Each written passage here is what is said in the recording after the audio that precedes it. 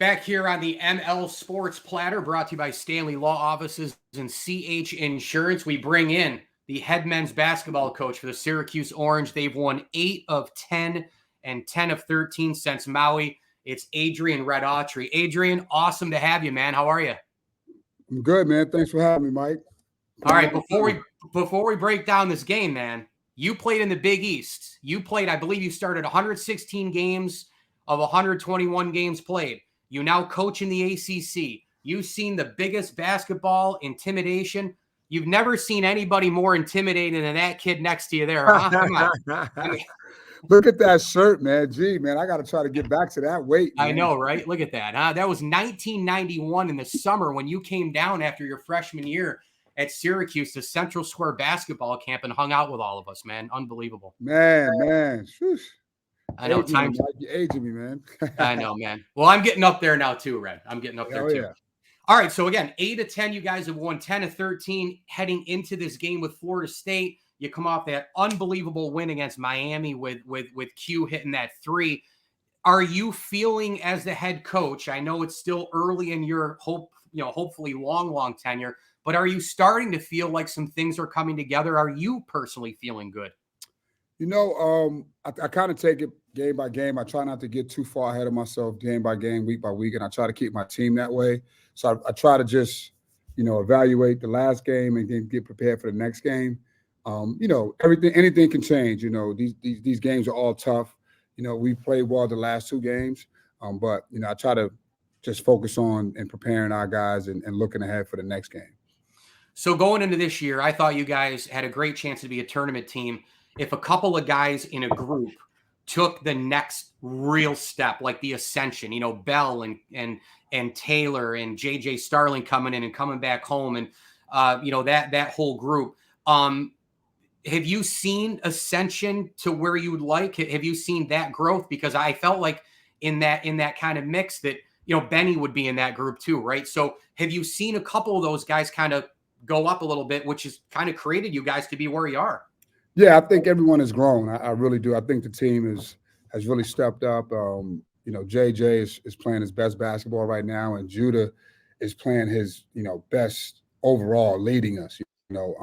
So and with Q, with Quadir, I just think those 3 guys, with Chris, all those guys in particular. The last couple of games we've kind of been hitting our stride. I love what Benny has given us. He's coming off the bench and giving us some energy, some quality minutes. He's quite productive. Again, he makes 2 more free throws. Again, he's a guy that's giving you almost 8 points, 5 rebounds, and about 18, 19 minutes of play. It's a big lift, and he's really taking strides. So I'm happy with where he's at right now. Adrian Autry with us talking Orange Hoops as they get set to tip off against the Noles at the Dome tonight here on the ML Sports Platter. And Red, here's another one too, right? I mean, you were a point guard in the early 90s, and basketball is still always basketball, right? You get on the court and you play. It's always the competition. It's always hard. There's always road games and home games. A lot of basketball is still within that box, right? But let's not kid ourselves. It's 2024. It's NIL. It's transfer portal. It's insane. You're smiling already, probably going, yeah, you're crazy. There's so many balls in the air. But do you take anything from your playing days and kind of help out with players? Do you ever say, well, this happened during my career and you can use this because it still is basketball, but it is a different world? Like, how do you blend that? Yeah, I think you got to choose your spots. Obviously each player receives things differently, and you have your own different relationship.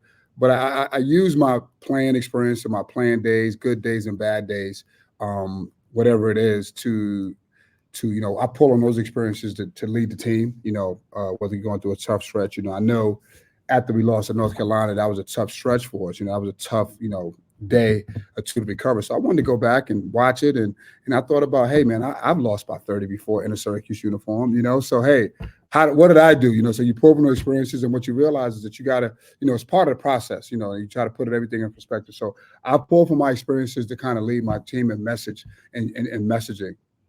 There's still a lot of special in that dome. I mean, you can call it carrier, you can call it JMA wireless, you can call it the Adrian Autry, you call it whatever you want. There's still a lot of special there. I know the seats are a little bit different, but when the students roll and the crowd starts rising, I mean, when Copeland hit that shot, Did you feel it? Are you Oh, yeah. feeling the home thing again here? The 30,000 feel, right? That kind of loud. Okay. It was definitely, again, like that was, I think, our guys. That game Saturday was probably one of the first Saturday games in a long time with the students back, and I was just happy that one, it was an unbelievable game, an exciting game, and the way it finished, really just kind of adds to what makes the Dome special, like we talk about, and so it was exciting. It was a good time. It was a great experience. I think when we talk about our basketball and our program, is the Dome, the support of the community is a big part of it. That's a big part of it. Yeah, no doubt. Adrian Autry with us. A couple more for you, Red. I know you have to zip on out of here on a game day. When did you first fall in love with basketball? I probably when I was about 10 years old. I liked sports, but when it got like specific of basketball, probably around 10 or 11. 10 or 11 years old, it was it was something that everyone did in the neighborhood, and I just kind of just stayed out there, and it also allowed me to get out the house and stay out of the house a little bit longer. Yeah. Some adults I know try to do that now. They try to do the same thing to get out of the house. When did you realize I'm pretty good and I could be a point guard? And then you decide on cues. Take me through that timeline. It was weird because I played with a lot of my neighborhood friends, and some of the guys that I hung out with, they were older than me. So I remember one winter, I was still in like middle school, and one of the AAU coaches let me play with the 16 and under team. I was 13 at the time, and I'm playing, and typically it wasn't great competition because typically in the wintertime, the really good players, they play on their high school team. But it was obviously a big city, so you get some good players that maybe have some issues or not. But I was averaging like 30 points. So I never forget one of my good friends. He was older than me. He turned around. He goes, "Man, you're really good, man. You're 3 years younger than everybody else. You need to stick with this." And after that, man, I just kind of just took off for me.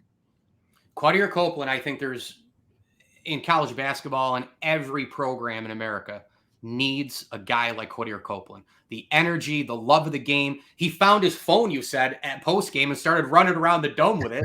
And it was an unbelievable video, but that's what it's about. Have fun, energy. Like you guys are running up and down the floor. You win at the buzzer. You have fun. These guys are still young. Does he remind you of anybody you played with or played against that much energy on the floor? And you would agree, right? What I said, every program needs that spark. As long as they don't get teed up, Adrian, right? You need that spark. Yeah. No, I mean, I think he, like you said, every player, every team, every coach probably wants, and tries to get a guy like that just plays hard, like you said, that energy, that passion. Obviously you got to try to corral it in every now and then, but I just love the way he competes. I love his toughness. I love his tenacity. For me, that's important. Making shots is fine, but you got to be able to compete, and that's what he does. And and I think he raises the level of the rest of our guys. All right, final thing for you. Syracuse's tradition is amazing. The players who have come through have been amazing. You played point guard. You know about Sherman and Pearl and all those players.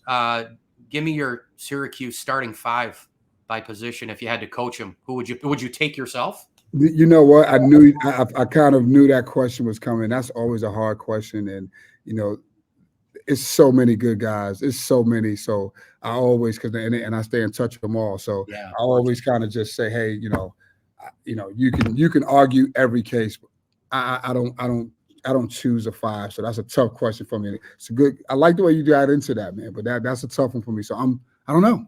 All right. That's a fair one. Everybody gets in on a rotation, right? Which is what you like to do. And I know one thing, you're playing both man and zone if you're coaching that team. No question about it.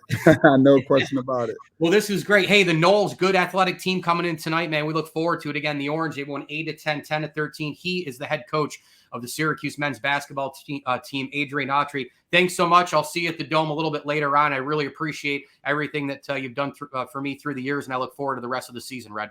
Thanks, Mike. I appreciate it. See you later, man. All right. That was awesome. Thank you.